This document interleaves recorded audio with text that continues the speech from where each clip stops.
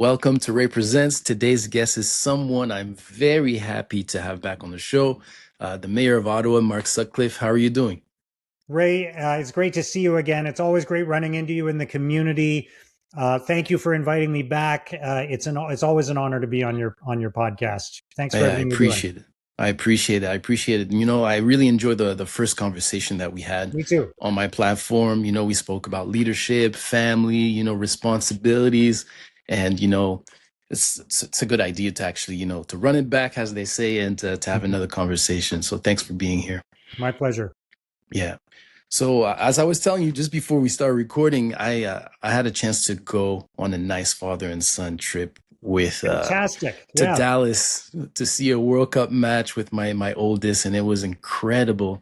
And it's got me thinking. It's like, do we have um, watch parties here in Ottawa? Because I think it would be a great idea to have that type of environment where people can just gather and watch and enjoy, especially now that Canada is going in the round of 16. What do you have to say about that?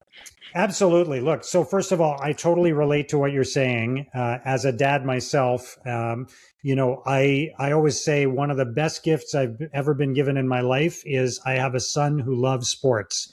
And we watch baseball and hockey and football and now soccer. We will go to just about any sporting event. We've been to the Ottawa Blackjacks basketball. We've been to Red Blacks games. We've been to Senators and Charge games and Ottawa Rapid and Ottawa Atletico games. And, Wow. we share that together. And it's just such a privilege to have, a son who's my sports buddy, so we have a great time with that. And we are, as you and I are recording this the day before Canada is about to play Morocco in the round of 16, and we're going to have a massive watch party on the Breton Flats where the Blues Fest stage is located. And I'm so excited about this. We're going to bring the whole community together to watch that Canada game ensemble, and it's going to be amazing. It's just going to be such a moment. I know we're the underdogs, but Canada has just performed so well in this tournament, and Jonathan Yes. David, of course, who's an Ottawa guy, is our leading scorer, and he's played so well. And there's just been so many magical moments. So, it's fun watching that on TV in your living room, but it's way more fun being around other people. And so we're going to have this massive watch party on Le Breton Flats, and it's going to be terrific. I can't wait. I think my family and I are going to attend, Great. and I'm glad you mentioned Jonathan David, because obviously he's a product of Ottawa's Yeah. massive talent that we have here, and son of Haitian immigrants. I want to know, I mean, it's difficult. How do we keep Ottawa a place where sports is not expensive for parents? There's this Yeah. club fees. How do we make sure Ottawa continues to develop world-class talent, just like Jonathan David, and that it's accessible for kids for every neighborhood and for every income level? Yeah.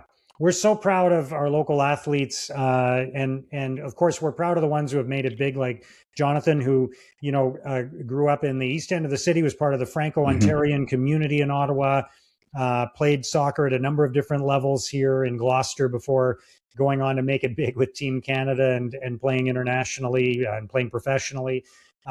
We're proud of athletes like Rachel Homan and Emma Miskew, who just won a bronze medal at the Olympics in curling, and they won the world championship before. And Gabriela Dabrowski, the tennis star, who's winning doubles championships all over the world.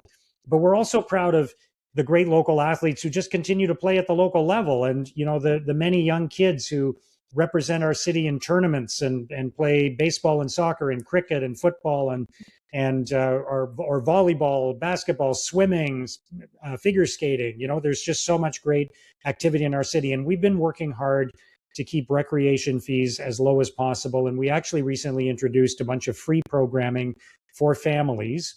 There are times now where you can go for a swim in the pool, or you can sign up for a program, or you can use a sports facility, and it's free for families, because we know people are struggling to make ends meet right now. The cost of everything has gone up. It's put a lot of pressure on local families, and we want to make it as easy as possible for families to make ends meet and for their kids to stay healthy and stay active. Yeah. Hey, Mayor Sutcliffe, it just brings me an idea. I know you receive a lot of ideas from different people all the time. If someone has, an idea they want to bring forward to the city of Ottawa, what's the best way to get it in front of the right people and give it a real chance? Yeah, we're always listening to the public, and I'm out in the community, as you know, because we run into each other. I'm out in the community a lot, going to events, and I get into conversations with residents, and they share their thoughts with me, and I often connect them with people at the city who can bring those ideas forward. There are formal ways to submit your ideas. You can always send me an email at mark.sutcliffe@ottawa.ca. You can also use my website to do that. You can come and speak at a committee meeting.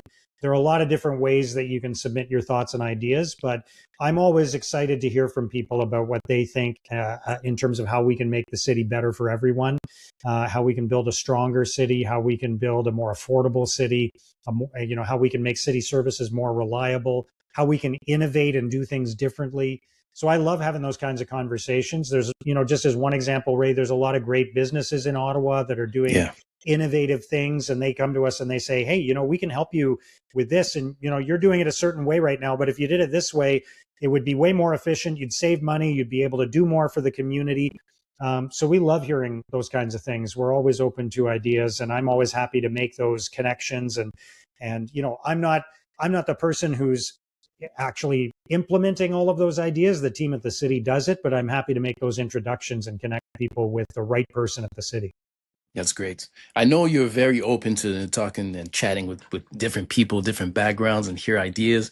But I have to bring it back to, when you receive criticism, as you know, I'm very interested in the positions and, how people handle uh, you know, different situations. So as a mayor, when you receive criticism, how do you separate the feedbacks, constructive feedback that helps you grow and to the one that's considered noise? How do you deal with that? How do Yeah. you handle that? Yeah, I think it is about separating it into two categories. So first of all, we're always open to hearing how we can do things better. And in fact, that's one of the questions I ask when I'm with a group of community leaders. I'll say, what's working, what's not working? What should we keep doing? What should we stop Hmm. doing? What should we start doing? What can we do better? Those are the kinds of questions I love asking people in the community, so I can hear from them on what they want from the city, because it's my job to deliver on that.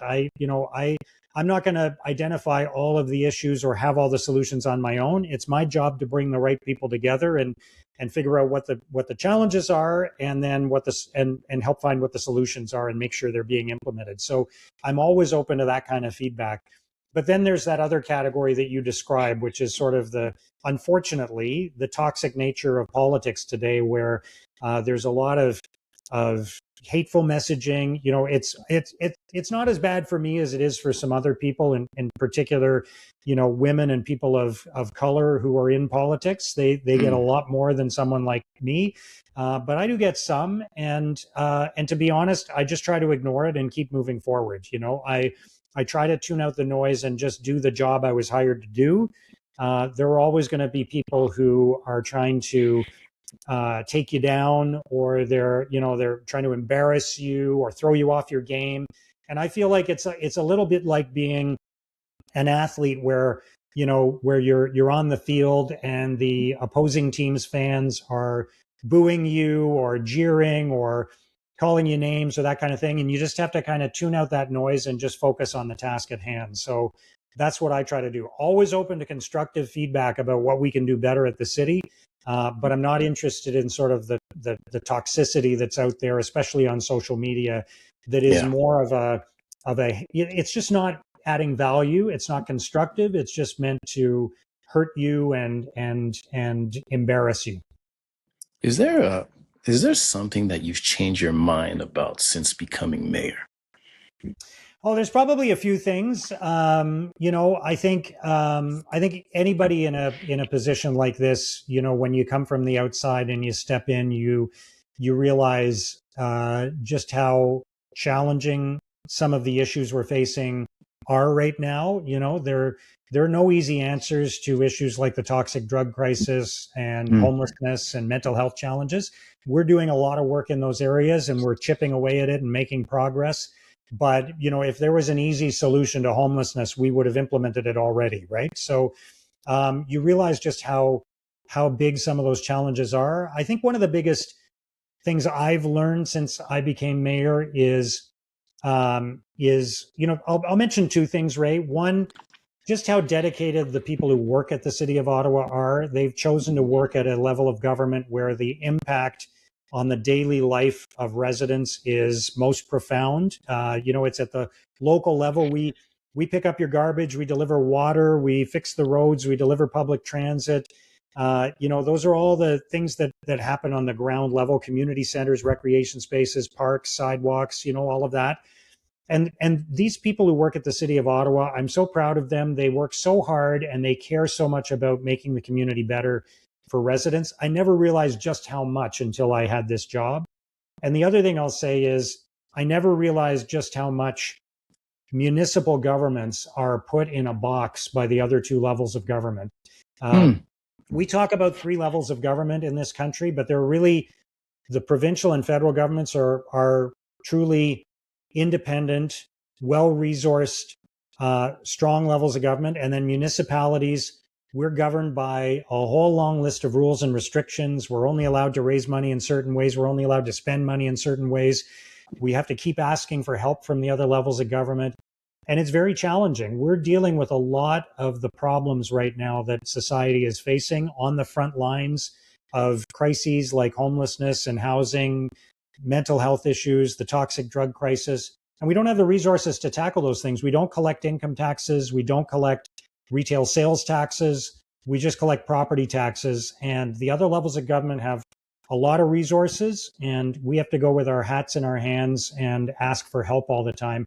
And when we get help, there's usually a whole bunch of conditions attached to it. So that's something I'd like to change in the future. I don't know if I'll be able to, but it's a big thing. But we need more autonomy. We need more resources, and we need to be able to fully function as a level of government like the other two. You feel like you're being listened to when it comes to having those types of changes in the future? Yeah, I think the other levels of government are starting to get it. And look, I have a very strong working relationship with Prime Minister Carney and the federal government, and with Premier Doug Ford and the provincial government. I see that as my job, regardless of who the premier is, which party they come from, who the prime minister is, which party they come from.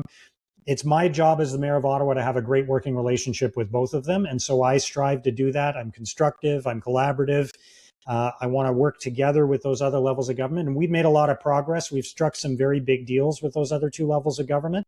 But I'm going to keep advancing this agenda for as long as I'm mayor, that we need a more sustainable solution. We really need to be a partner to the other levels of government and not just, it's a little bit like a family where there's, two grown adults and then one child that's still not of age, and the two grown adults, children, the two grown children sort of treat the kid brother or sister like, yeah, we'll tell you what to do and we'll give you a little bit of spending money, but you don't get to make your own decisions and you don't get to do your own thing. We'll take care of you. And it's got to change where we're all equal partners. Okay, I see what you mean. Now, Mayor Sutcliffe, as my final questions to you is, if someone had to describe you without mentioning politics, without mentioning City Hall or the title of mayor, what would you hope they'd say? Oh, that's a great question. I guess first and foremost, my number one objective in life, my number one priority in my life is my family. And so I hope people would describe me as a good husband and father. I love my family. I spend as much time with them as I can, even though I have a demanding job. And I'm so privileged to have a wonderful family and to have quality time with my kids and my wife, Ginny. And we prioritize that even though we have busy lives. So number one, I hope I'm described as a good husband and father. And I guess secondly, I would say, for me, it's always been about Ottawa. And I've had this this kind of love of the city of Ottawa since I was a child. My parents moved to Ottawa as immigrants separately from each other. They met here. And I've always felt incredibly lucky to live in this city. And so, whether it was as a broadcaster and journalist, or as a small business owner, or especially as a volunteer, I've always tried to put my love of Ottawa, my passion for this city, front and center, and to try to contribute and make the city better. So this job is just an extension of that.